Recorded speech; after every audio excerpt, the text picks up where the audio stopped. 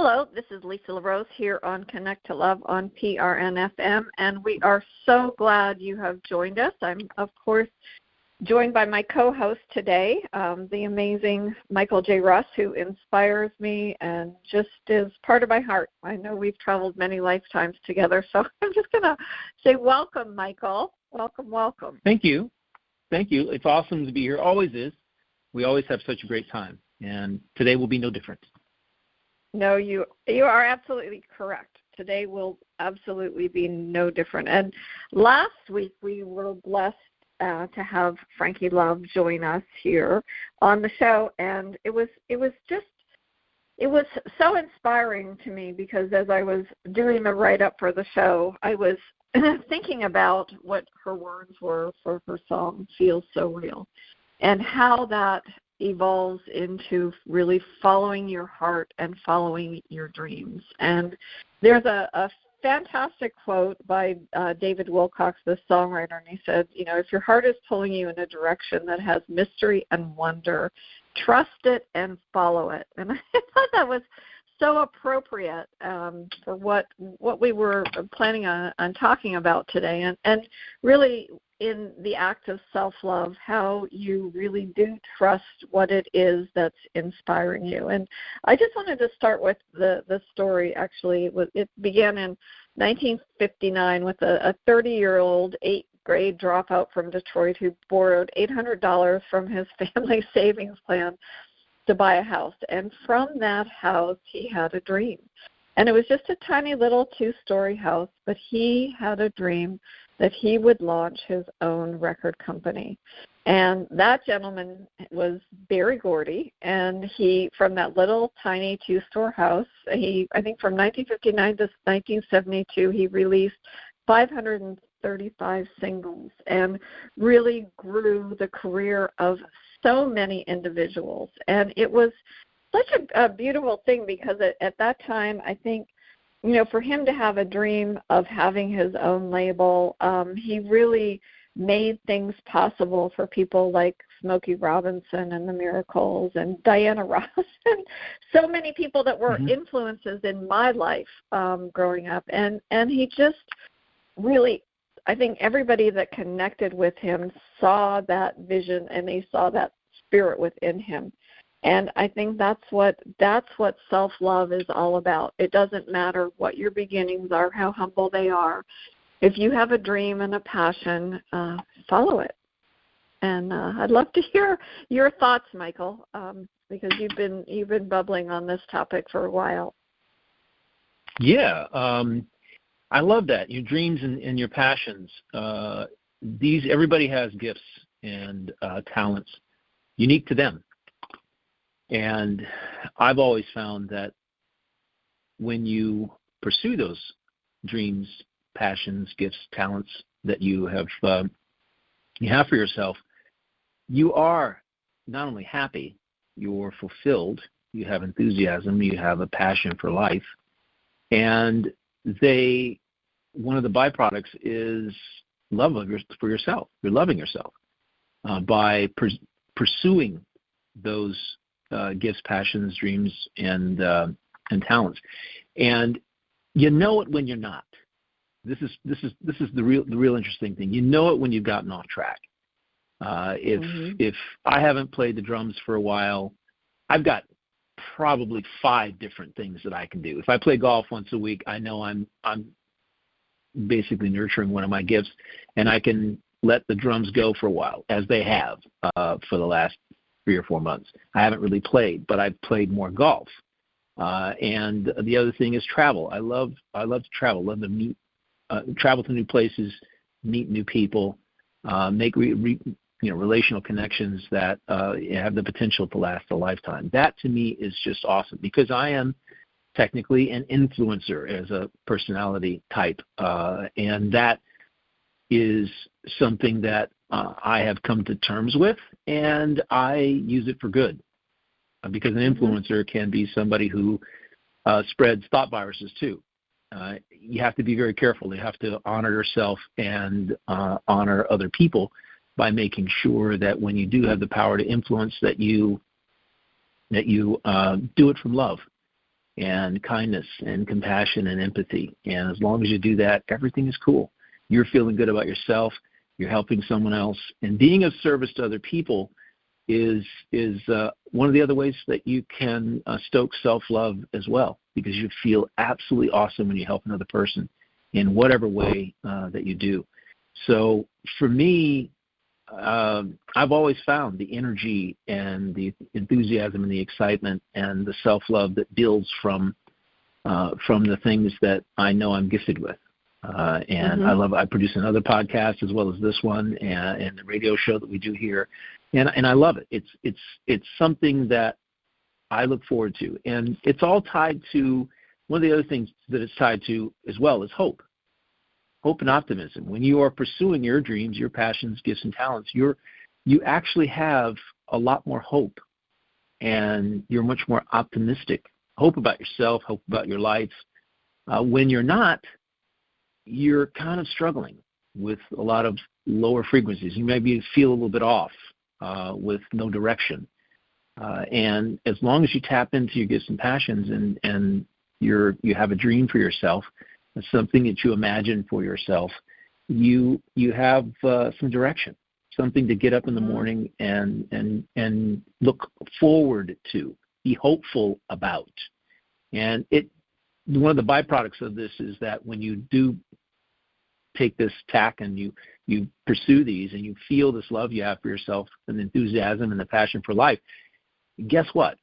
You're not going to be disrupted by things as you would, and you're not going to be swayed, or you're going to be less controlled by other people and events and circumstances that you encounter in your life. And this is really, really important, because the person who resonates at lower frequencies, who's out of balance, is more susceptible to suggestion, to thought viruses. That is an amazing revelation that I had by listening to someone the other day. I'd probably said it a different way in my audiobooks and talks in the past. However, that was a more simpler, more straightforward way of saying it. When you are out of sorts, when you're in resonating with lower frequencies of fear and worry and frustration, you're in a fight and struggle state, you are going to be more susceptible to other people's negative suggestions. You're going to be more controllable by other people, and you can get off track. Your energies can get off track. You can get off track, and everybody's got a purpose here. My joy every day is in continually discovering what that purpose is. It's really a lot of fun, and I can't tell you right now exactly what it is. I just know that I do a lot of things, and they act like building blocks, and they're all leading to somewhere. There's the serendipity. When you have this thought, this something you imagine, and all of a sudden something manifests that can help stoke that thought you had, that what you imagined for yourself. And either a phone call or something we talk about in this podcast, or something that you come across on YouTube or one of the other social media services that you subscribe to. It's so fun when you get these little synchronicities, these moments of serendipity. It's so much fun, so much fun. So that's pretty much where I roll with this thing.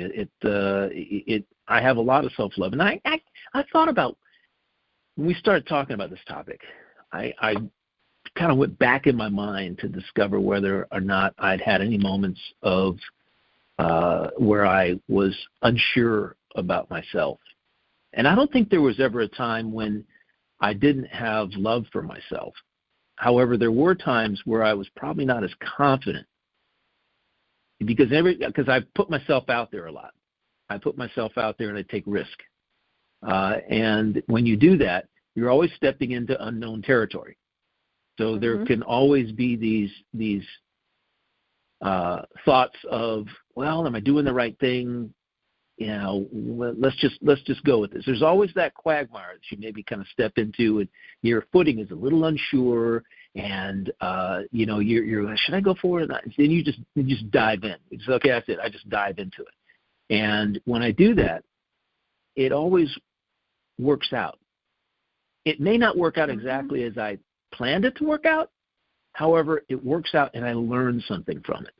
And in whether I pursue it for a year or 2 or 4 or whatever it is, as in the past businesses that I've had a lot of fun. I've met great people. I've learned a lot. And everything's, again, a building block to where I am today. And so I'm incredibly grateful for what I've been exposed to and the risks that I've taken, the cliffs I've jumped off of, and there's always been a parachute, thank goodness, for me to open up. And I have a soft landing, and I just keep moving. You do. Yeah, you do. And it's fun. So what about you?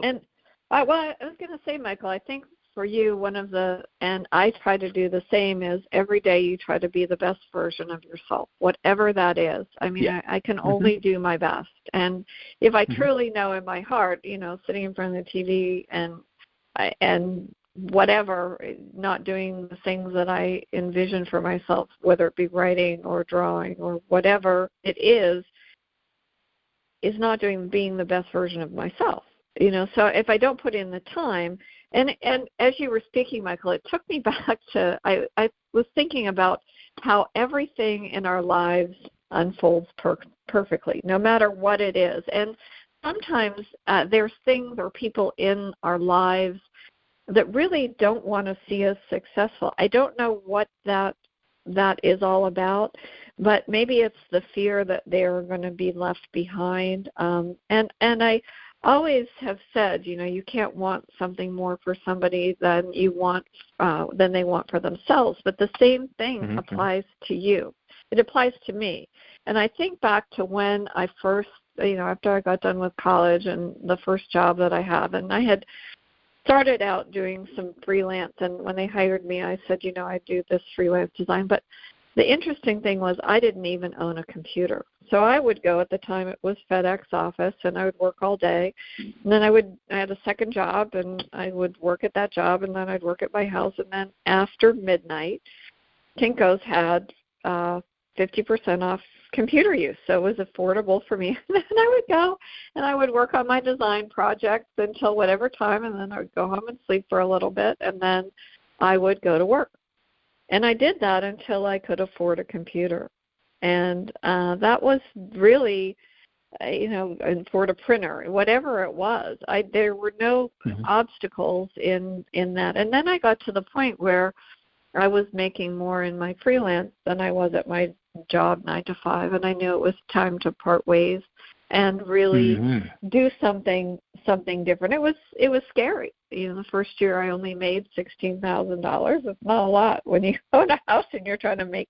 And back then it was maybe a little bit more, but it wasn't a lot with everything. But somehow I just had faith, and I knew that as I was working, and the next year it was a lot more than that, and it continued to grow. And I always did try to do my best, no matter what it was. And things came up, and life just happened. But I think that when you do, you have this sort of, as you said, sort of synchronicities. You meet the people that you're supposed to meet. One of the gentlemen who worked at Kinko's late night became one of my dearest friends, because I was like, hey, Rob. Cool. He would see me, and then we would talk. And I remember him, he didn't even own a car at that time. He rode everywhere with a bike, and we became friends. And I actually, through one of my clients, helped him get his first design job with one of the television stations. And now he works and does all kinds of beautiful things out in California. And it's just, but we've always kept in touch. And it was a blessing. So me not having a computer at the time, or having a printer and all those other things, it wasn't an obstacle for me.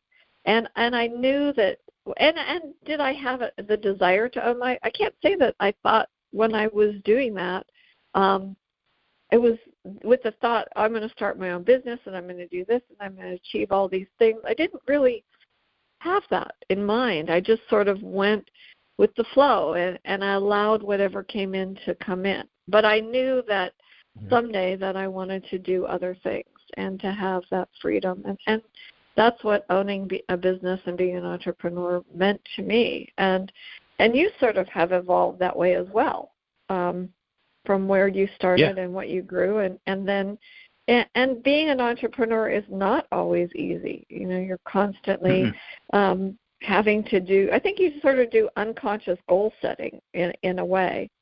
You know where you want to be, and you move towards that. I'd love to hear what you think and where that thought brings you. Wow. As far as goals, I always have a vision of where I want to be at the end of every month, and I kind of pursue the building blocks on a daily basis, kind of work on the macro. The macro would be the goal itself, what I envision for myself, and then there's different levels of course. There's a longer term, the dream, the goal. There's one for day in and day out, and I kind of stick to it and kind of float through it. Set a monthly goal, and then day to day I wake up positive, believing not only that it will happen, I don't know how. I wake up excited about how it will happen, about what I will encounter that day that can help me move forward. And I just have this unshakable belief that it's all gonna work through. If I have a doubt that creeps into my mind, it's quickly squashed by I've got this. My own self-talk is incredibly strong, and it's because I recognized 38 years ago that my self-talk was one of the things that I was deficient in. I had too many doubts. My self-talk was reinforcing too many doubts. It was incongruent with where I saw myself going long term, so I had to redo it, so to speak. I had to turn around and change it. And that's, you get these little realizations in life. However, I can tell you that for me, day to day, I just kind of float through, and I let the day unfold.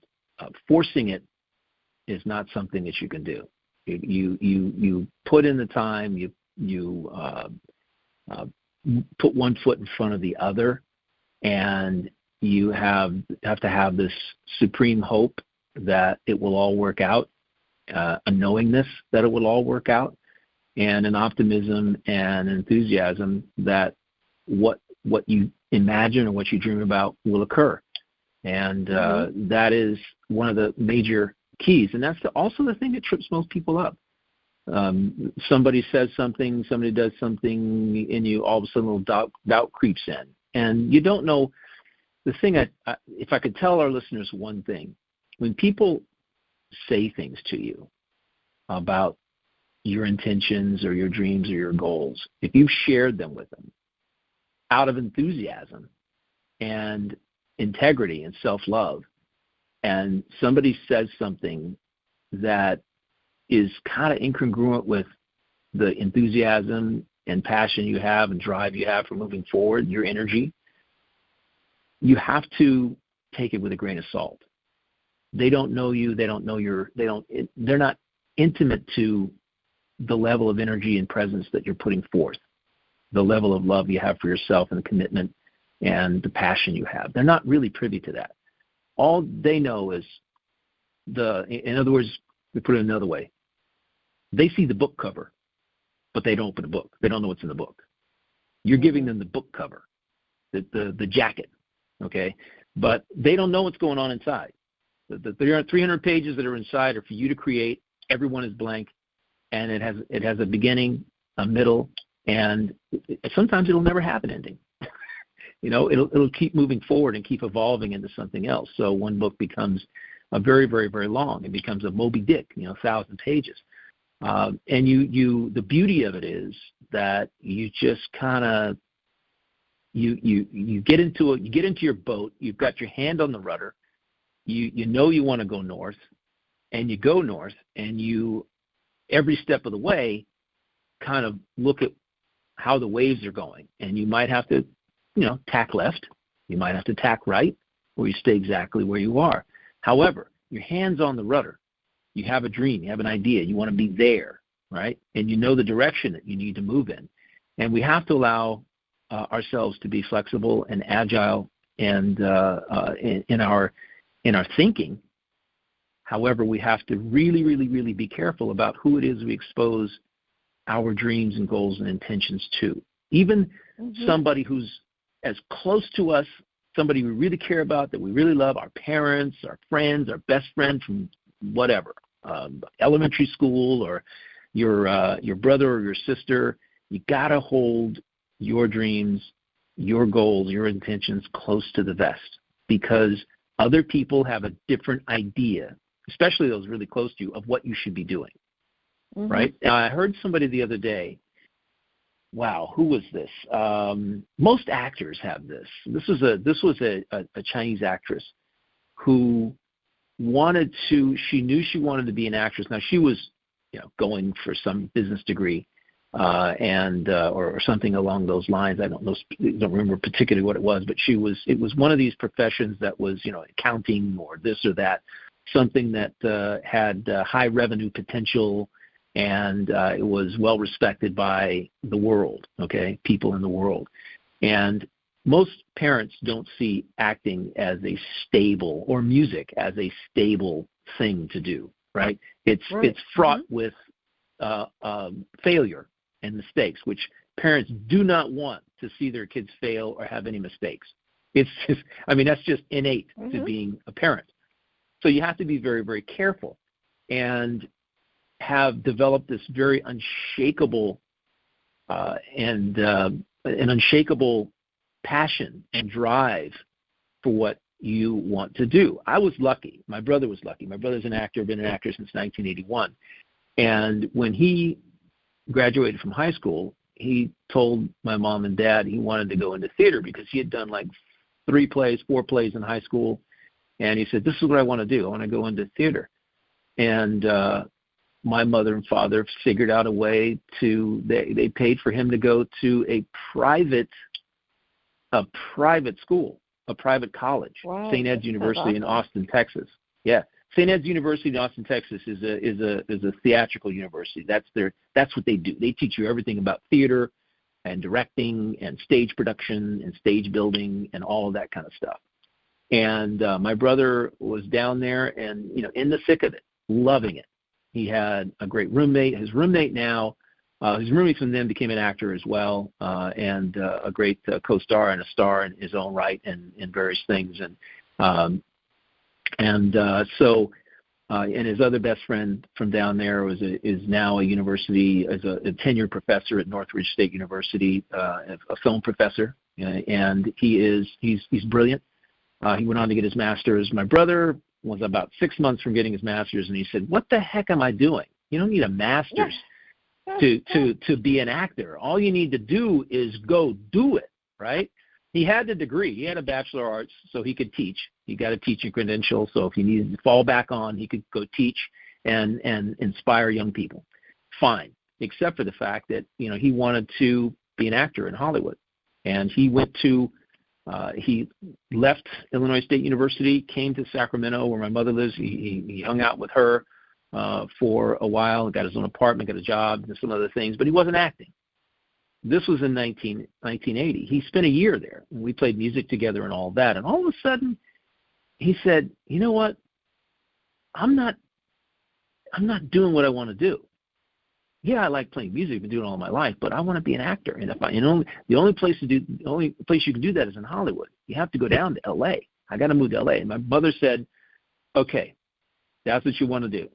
I believe in you. I'm going to pay your rent for 2 years. Wow, I'm going to pay your rent for 2 years. Yeah, and you cannot have to worry about whether or not he had a car, right? He bought him an old 2-door whatever. So you got a car. You won't have to worry about paying your rent or your utilities for a year, and just get yourself a studio or something. Like, he moved down into the what was a highbrow place, and it became seedier, and then it came highbrow again over time. But he found this old 1900s apartment building with a studio in it. I think it was about the size of a cracker box. And it had I'm serious. It had a fold out, a twin Murphy bed. When I'm talking about studio, I'm talking studio, right? It had a kitchen, it had a bathroom, it had a fold down Murphy bread, studio size. I mean, a single size, twin size Murphy bread. And I know because I went down and I stayed with him. I slept on his couch, and when I went to visit him. But long story short, because we don't have a lot of time for this, but I simply want to say that he started in 1981, and my mother did not have to pay his rent past a year and a half because he got an agent, he got a job, he got an agent. And my brother's, when I talk about high integrity, my brother is somebody of very high integrity. My brother's been working since 1981 in the business. The first agent that took him on, he still pays today, even though he hasn't been with her in 25 years. He still pays her 10% of everything he makes because it almost makes me cry thinking about it because he's so absolutely he's so grateful. It is so challenging to get an agent in Hollywood, and she took him on and helped him get his first jobs, and from that he was able to get a better agent who got him bigger jobs, and he's still with that agency today, but he never stopped paying her cut. And I'm like, dang, I just want to hug you, man. You're just so amazing. You know, how many people would sit this, that's it, I do with you. But never forget where you come from. The people who help you along the way to achieve great success, and he has had great success, awesome success in the Star Trek series and in other co-starring roles and other things. And it's like you have to remember where you come from. And his self-love is great. He always believed in himself, still does. And as an actor, it's one of those professions that the average person would never survive in, because it's the only profession where they can look you in the eye and say, you're not right for this. You don't have this look. You get the wrong hair. You got the wrong eyes. You got the wrong physique. You're too fat. You're too skinny. You're too this. They literally tell you this. They can actually do that. You cannot have any employer in any corporation say that to you. You're the wrong color. Your skin's too dark. No, your skin's too light. No, we were looking for somebody white for this role. No, we're looking for somebody. We're not looking for a female for this role. Literally, they're telling you exactly why you don't get the role, and it's like you've got to hammer through that. It's you got to have a lot of stick-to-itiveness, as they called it. You have to really believe in yourself, and that you can do that you will succeed. Your self-talk has to be so strong it's bulletproof. That basically, it acts as a suit of armor. And your self-love has to be your level of self-love has to be so high.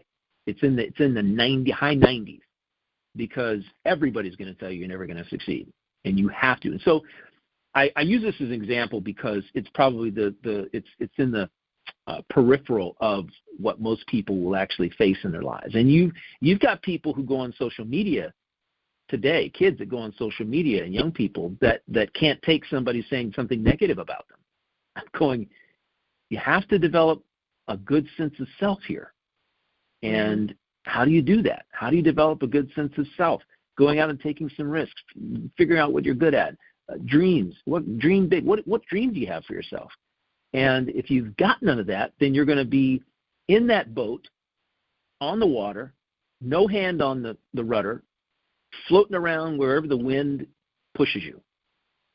And that's no way to live, because you'll really never accomplish anything, and you're really never, you're not going to be able to, you're going to have all the negativity thrust at you. All the waves will be coming at you, and likely your boat will become overturned.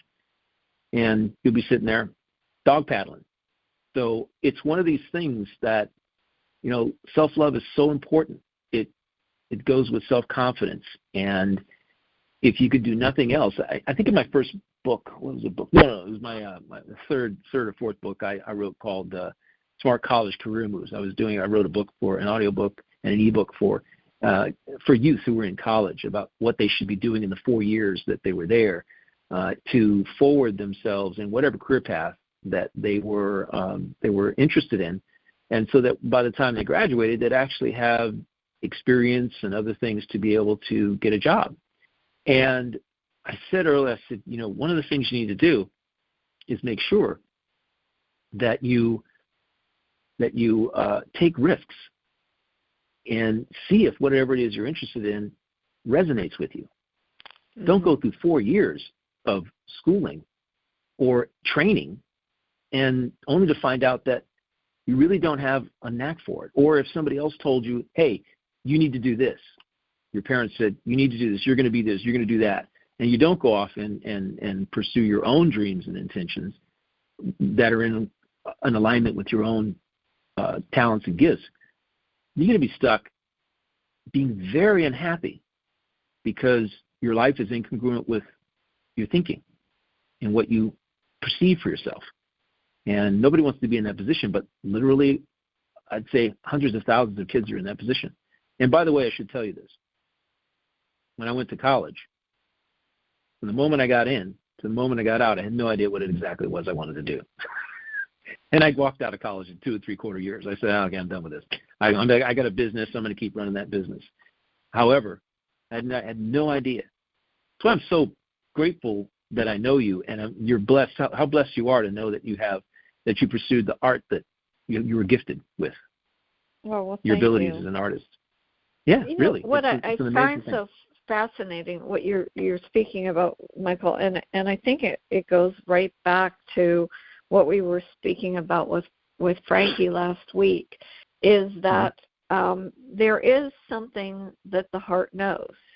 And as the heart, you trust that inner knowing and you really follow that heart, we can actually have soul goals, things that, I don't know if you want to call it something that we came here to do. We just sort of feel that's right, and you have to know that. And it doesn't matter who has damaged your self-worth, whatever it is, whether it was somebody took you into a place of fear. And this morning, it popped up in my feed, and it was a video by Michael Beckwith, and he was speaking about fear and actually transmuting it into excitement and enthusiasm and how you do that. And I didn't actually even watch the whole video, but I saw his question. He said, comment on how you look at fear, and is it your motivator, or do you still have more work to do? And my answer, and I don't normally comment on videos, but something in my heart said, that I wrote, I see fear as an illusion. It keeps us stuck in a loop. I hold the truth that love can conquer all things. When you drop into the field of the heart and breathe and put your hand on your heart and take several deep breaths, fear dissolves. The body does not allow for gratitude and love to exist in harmony with fear. When you start to see it as an illusion, it loses its power. And then and it was interesting because somebody commented, and they said on my comment, and it was so fascinating because I wasn't expecting even anybody to comment to me, but they said, wow, love your breakdown. And I thought, wow, that is a breakdown. I guess. But it for me, and it's just a part of me. I listened to all of these different individuals who have told me why I haven't been, why I can't do something. And if anything, it just makes me dig my heels in more and figure out a way that I can make it happen. Even if it's Jimmy Jack and stuff, I'm sure I love that terminology, Michael. But it is, I will figure out a way. I don't know how it's going to happen. And sometimes I've never let finances or perceived not knowing how to do something. If I don't know how to do something, I will find a class, I will find a mentor, I will find somebody or something that will help me achieve what it is that I want to do. It may not look great, when I'm done the first time that I do it, but guess what? The second time I do it, it's going to get a little bit better and a little bit better until I do perfect it. And maybe it's not even perfected. Maybe it's just refine it into a place that I find acceptable for me, because probably that's really what it is, something that I'm pleased with. And I think that was, when you go to a museum, and we're really blessed here in Pittsburgh. We have a beautiful museum, and I've been able to travel to museums all over the world. And you see these paintings and books or these sculptures, and I'm always so blown away. But then when you see them close up, you realize nothing's perfect. Not one of these artists, not any of the masterpieces. There's all something that if I wanted to pick it apart, I could find flaws in. But rather than that, I choose to stand away from it and absorb it as the piece of beauty and art that it is. I mean, traveling to Florence and seeing Michelangelo, what he could craft out of a slab of marble just blows me away. Oh yeah. But I think it's a great metaphor for each one of us. I mean, we all sort of come into this world with this as this sort of unfinished slab of whatever, and as you break away the layers and you chip away and you polish and you these other things sort of fall away. That's who you become. You become this amazing thing of beauty. And I know you have a love of art and you have a desire to sculpt. And I'm sure that there's a reason that's calling to you, because that's what you've actually sort of metaphorically done that in other ways. True. And I think in another life I was a sculptor. I know I was a musician in another life, but I love what you're saying about the way you embrace art and the creativity. What most people don't know is that a lot of the works of the old masters that we regard today that sell for hundreds of millions of dollars have been X-rayed, and they've found that because these artists were so starving when they did their art, when they're doing their art, that they often painted over pieces a couple of times.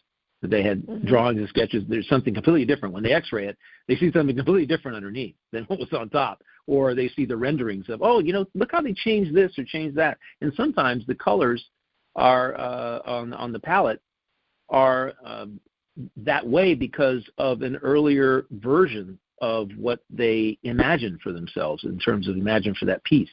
And I'm always blown away by that. I saw the Piazza. I walked around the Piazza, and I could have actually touched it in the Sistine Chapel, not Sistine Chapel, at the Vatican. I could have touched it in 1970, and by 72 it was behind glass. Yeah. 1972, a man with a hammer, kind of deranged, knocked the finger off with a hammer, and they put it behind 50 feet behind 3-foot thick bulletproof glass. I mean, this thing is so far back. You're looking at this going, oh my gosh, there it is, Michelangelo. Yeah, wow. I also saw the Sistine Chapel's ceiling before it was restored and after it was restored, going back to the Vatican twice, and in a couple of different decades. 50 years later, I went back to see it again, and what a revelation it actually was. You develop an appreciation for things when you expose yourself to them. Travel is something that, in the United States, at least in the USA, it's a challenge. International travel to see the things that you read about in books, that's a challenge. You got to go across an ocean, and it's expensive, and it takes a lot of planning, and a lot of people don't have the resources to do it. However, you can do what you did. You can go to a museum when exhibits come to town, and you can see things. And you can expose yourself to the beauty that is art. Every time I go to New York City with Sandy, we go to the Met, and we see all the exhibits they have in there that quarter, and it's so beautiful. When you can get to see the Impressionists from France, that when they made that art, they were starving. They were practically homeless. They all congregated in the same bar and restaurant and lived off of whatever they could scrape up. And look at these things. These people were brilliant. They pursued their passion, and they had, some of them had benefactors and others didn't, and some of them literally were crazy. So it's interesting. and something came to mind where you were talking about fear. Fear, yes, is an illusion. And I find, though, the other way that you can conquer fear is through enlightenment. You can conquer fears through enlightenment. You can also develop more self-confidence and self-love through enlightenment. One of the things that I've found in – go ahead. I was just going to ask you, can you define that maybe for our audience members that may not be familiar with what enlightenment means or what it means to you? It's gaining more knowledge. Enlightenment is simply seeking more knowledge. You're seeking enlightenment. You're seeking greater truth. You're seeking.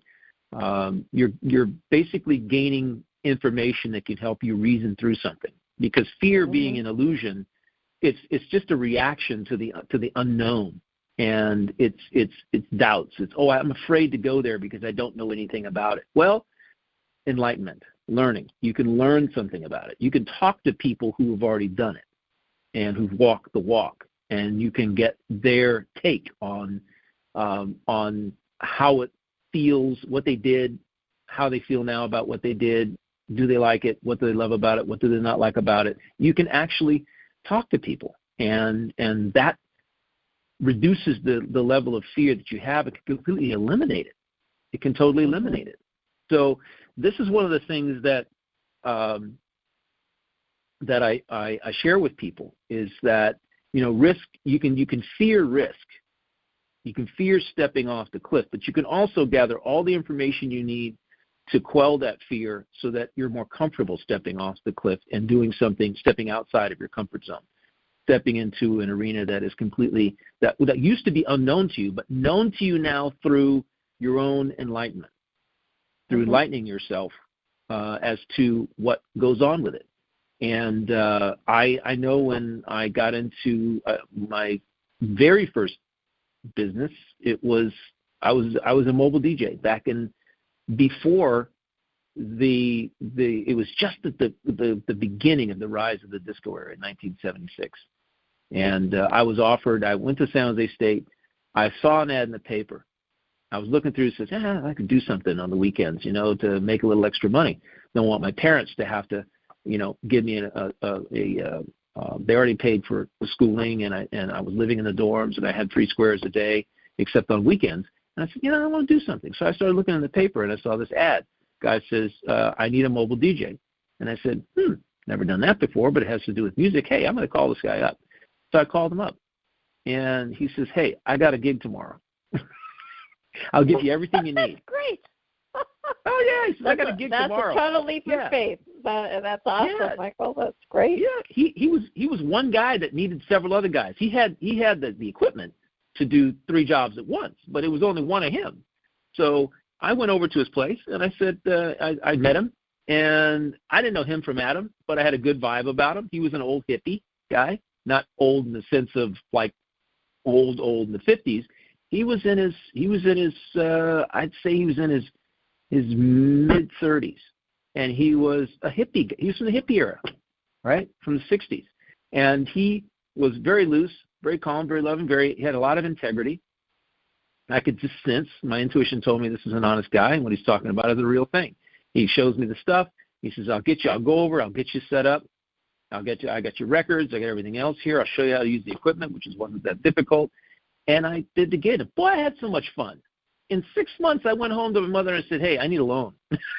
I need a loan for some equipment. I need a loan for some equipment, and I need a van. I need to buy a van. They're going, what for? I said, doing this thing, man. I can do this deal. And I was so enthusiastic about it. I had a private party business until 1980. I had it for 4 years. I made like $13,000 a year working weekends. Wow. In the 70s, $13,000 a year was a lot of money. I went to Hawaii like twice a year. I was having so much fun. It was insane. And it's all because I decided to just follow my gut and my heart and say, let's go do this. This is something different. There was a curiosity, and I went, right? I Something that made you curious. I still have all the records. Yeah, I still have all the records. I never sold the records. That's awesome. I have them all. Wow. And so I'm not getting rid of these things. This music is awesome. back in the day, these are all extended play records and the kind of stuff that DJs only got or radio stations or whatever. But I learned how to mix music and how to do all the tricks of mixing music. And it was so much fun. Now, let me tell you the greatest thing. I know who to invite to my next party now. Get you a band and the greatest thing I loved about it was the way you connected with people. The connection with people. Sweet. It was in line with one of my gifts, connecting with people, and that's why I had so much fun doing it. If you had told me, well, you're going to be up doing this, you're never going to meet anybody or whatever, it wouldn't be as much fun. But it led to another job in another club where I had a permanent Saturday night gig for about 2 years, and where I was actually in a club spinning records, and it was a lot of fun. I still had my private party job, but it was a lot of fun, and I made good friends. Good. I was going to say, Michael, it's so interesting, and I just am looking at the mastery in how that unfolded for you. You were working with vibration and frequency without even recognizing it and saying, "Oh, that's my goal. I want to work with transmutation and alchemy and frequency and vibration." You were doing it. You were doing it. Yeah. And I understood how connecting with people on a heart level, on so many, and changing people's vibrations. That's fantastic. Yeah. Alchemy. Music is alchemy. If everything is frequency, music is the ultimate expression of frequency because we can hear it, and you can also feel it. And so it's alchemy because music can change the way you feel in a heartbeat, and that's alchemy. Changing how you feel, transmuting whatever feelings you have, and you can ask just about anybody. What song was playing in the era when at the time that you broke up with so and so? I'll maybe tell you exactly almost what the song is, because music has a way of resonating with you to the point where it's deep, it gets into your heart and your soul, and it is pretty amazing. I hear stuff on the radio all the time, and I'm going, I know exactly where I was when that song was a hit, what I was doing, where I was, who I was with in the world, wherever that was. It's just amazing how that can be the case. So it's, the whole concept that we're talking about here in terms of loving yourself and giving you a chance to love yourself. I want to say one other real quick thing, and that is that your soul's goals that you were talking about, what your gifts and talents are, or where you should go or how you should get there. As I read something I was going through the Rumi quotes here earlier this morning, and there was a quote that was I put it away, so I'm not going to be able to find it, but I'll attempt to find it for the next show. But it isn't as important as the fact that he was talking about the only way that you're going to get in touch with your heart is to get quiet. The only way, because there's so much noise out there outside of you, that when you want to get in touch, when you want to really get in touch with who you are or what you should do or whether something's right for you, you have to get quiet. You have to train yourself to just sit down and block out the noise. And however you do that, whether you put earbuds in and listen to some soothing sounds, whether you listen to a rainscape, hardscape, whatever it is, or go someplace in particular where you go into the forest if you have that ability, sit in your backyard, whatever, you got to get quiet. You have to be able to calm your mind so that your higher self can connect with you. It's probably the easiest way to put it. You have a higher self that is all-knowing, and I call it the other 90% of your soul. And I was told once that only 10% of your soul is incarnated with you, and the other 90% sits back there. And that's one of those things that you just have to connect with yourself. It's the only thing you can do. You got to connect with yourself, and if you do, amazing things will happen if you teach yourself to do that. Even if you get quiet for 10, 15 minutes, 20 minutes. It's worth its weight in gold for you with regard to self-love, because the other thing you can use it for is to calm your mind and achieve a little bit more balance and harmony when you feel out of sorts, when you're believing the noise and it's creating fear, lower frequencies. worry and frustration and anxiety. You can get quiet and center yourself and focus on your heart. And that helps you calm down and retool your thoughts. Mm-hmm. Not woo-woo. Absolutely. Believe me, it's there. It's definitely there. It is something that it's a real thing. It's just a real thing, and I love it. And I know you do too. And as busy as your life is. Yeah, no, and I think too, Michael, when you sort of make peace with your imperfections, whatever they may be, and you sit with that and you transmute it, and you, instead of seeing the imperfection, see the magnificence and see the perfection in yourself. And I know that it's difficult for a lot of people. They've been fed something, a different diet than I have of self-talk, as you so eloquently put. I believe that, I was very blessed. I had parents that really saw me as this amazing butterfly that could fly and be free and do whatever I wanted to set my mind to. And so I never had that discouragement. The discouragement came from other people, but I never owned it. I never claimed it as my own. It doesn't mean that certain words that people said to me didn't hurt me, but I didn't own them. I didn't embody them. And I think that's really where we're trying to encourage everybody to sort of understand that how you perceive your life is up to you, that you go into your heart, you think about what it means to you to be a soul, the things that you want, the things that are important to you, and then that's what you go for. I think that feelings are magnetic, so if you have a feeling that's the opposite of positive, then transmute it.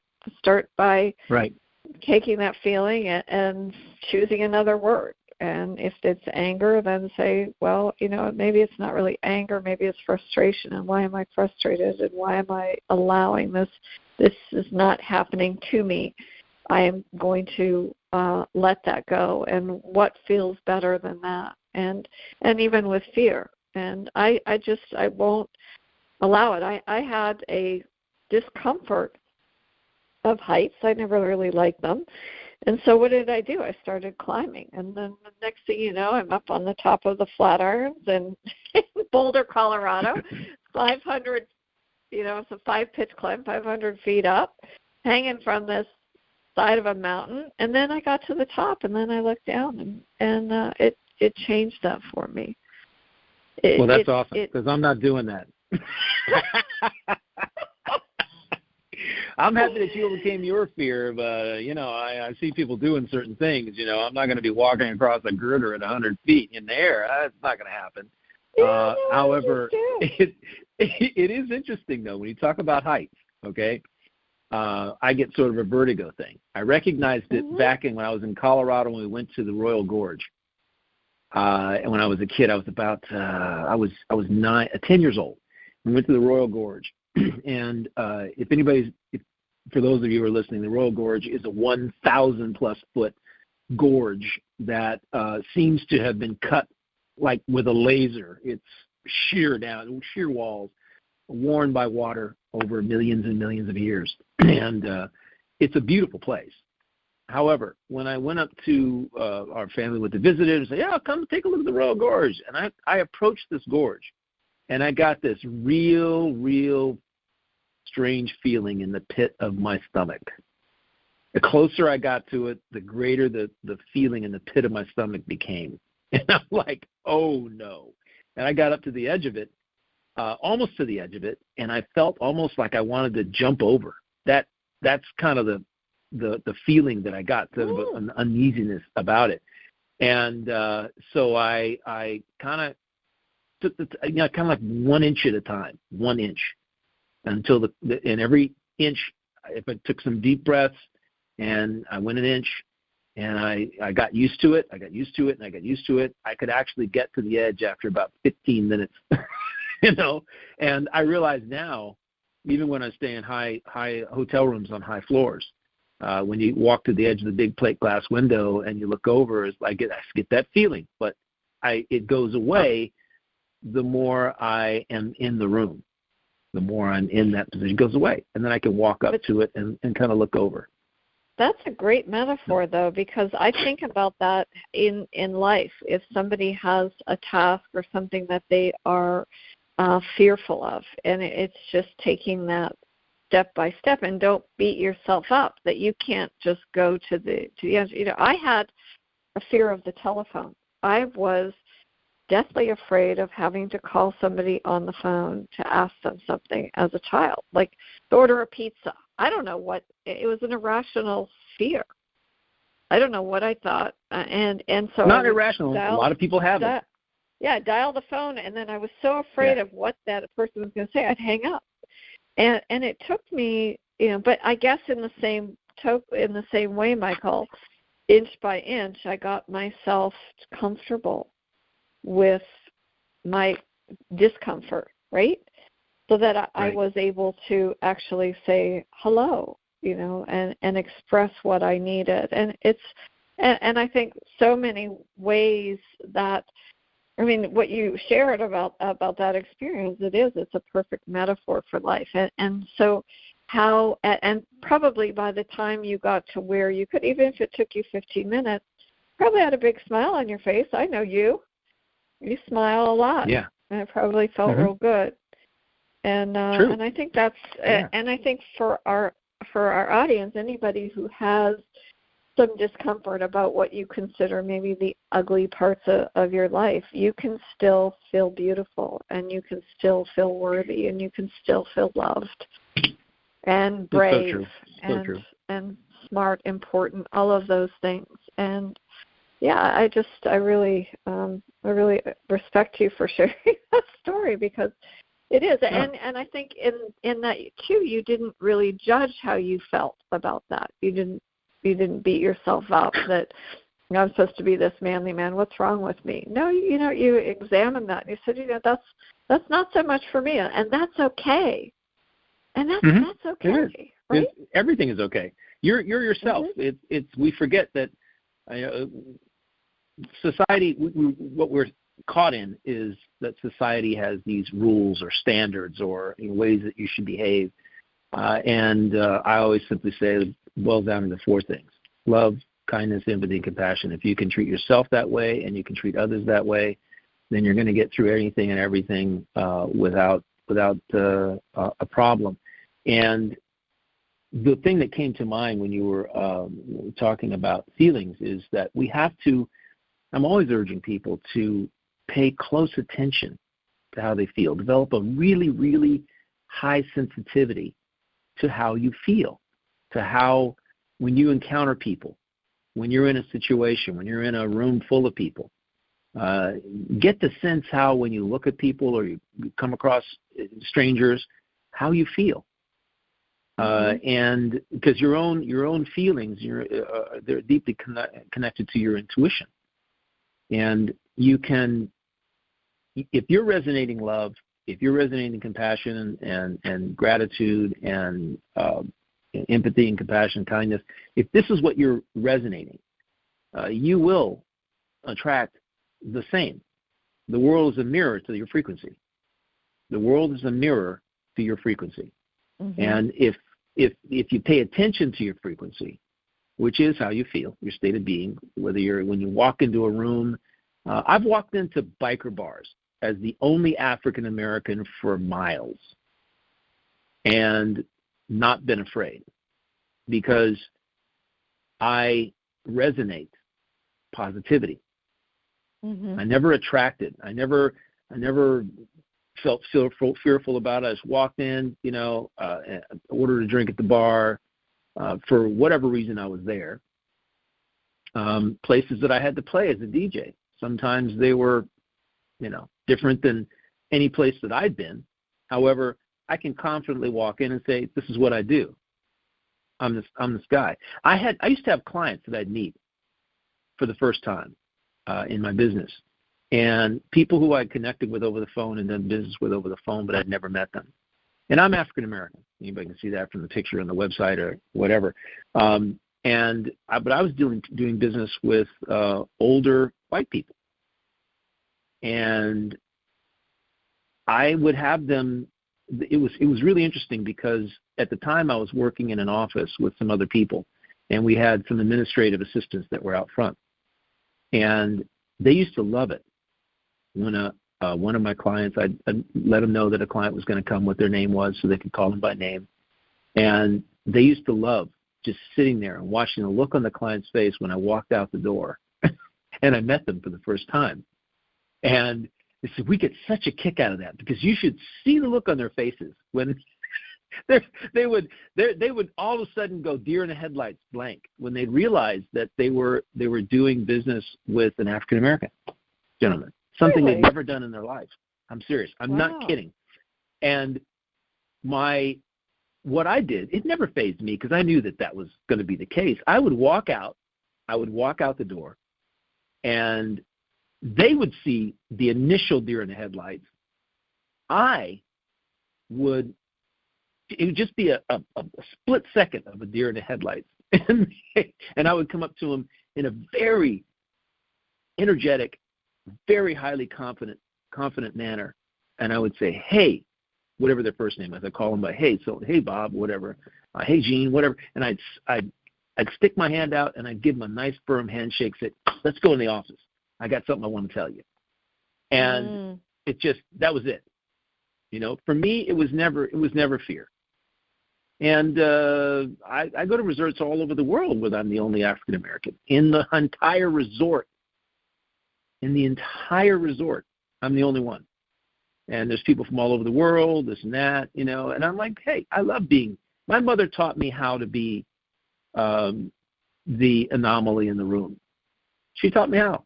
She said, look, just consider yourself an ambassador for your race and how people connect with you. They have their own preconceived ideas and notions and perceptions of how it would be to connect with somebody who's African American based on what they've seen on TV, what they read in magazines, blah, blah, blah, seen in the movies.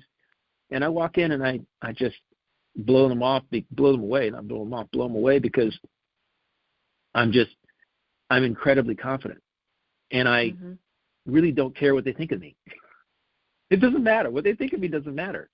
I operate from love and kindness and empathy and compassion. However, I don't do it because I'm looking for their approval. I don't need their approval. I'm very solid with who I am. And this is what we need to do in this world, is become very solid with who we are. And that takes a little bit of work. It's not something that happens overnight. You've got to ask yourself questions. You've got to pay attention to how you feel. You've got to ask yourself, am I loving myself when I'm making this decision? Is this thing I want to do resonating with self-love? Someone's asking me to go somewhere, to do something. Is it something I have a good feeling about? Or am I only going because I don't want to feel like, they're going to get all over me and make fun of me if I don't go? Forget that. You've got to have the confidence to say no to things that don't make you feel initially, you feel it's not a good thing for you to do. If someone come up to me and say, hey, let's go rob a bank, I'm not going to rob a bank. You can go ahead, make hay while the sun shines. But there are those very subtle things. That people, as young people, and even kids that are in their teens, will be, because they're seeking attention and approval from their friends, because they're not so confident with themselves. And the person will say, hey, let's go over here. There's this thing, and let's go to this house party. And your mother said, you're not going to house parties, but you snuck out, and they want you to sneak out and go to a house party. Well, I don't know. Maybe you got to rethink that whole paradigm of friendship when somebody who you're looking up for approval from is attempting to get you to go do something that really isn't resonating with you, right? So that's what I'm saying. Anyway, we've talked now for a long period of time about this, and you're going to have to cut something out. But I hope our audience has kind of gotten an idea of what our message was today about. Absolutely. About trusting what inspires you. Okay. Yeah, you can't, as you said, Michael, you can't choose what happens to you, but you can choose how you feel about it. And you hold true to your mantra, and I'm going to repeat it again. I repeated it at the end of the last show, I love you, and you can do anything. And I truly believe that for each one of you. And for myself and for you, Michael, I really honor you. And I'm so glad that you shared that, because I love you and you can do anything. And thank you. I love you, and you can do everything. Thank you. And until next time, thank you, Jesse. We love you too. Thank you for making this happen. All right. Take care. Bye-bye.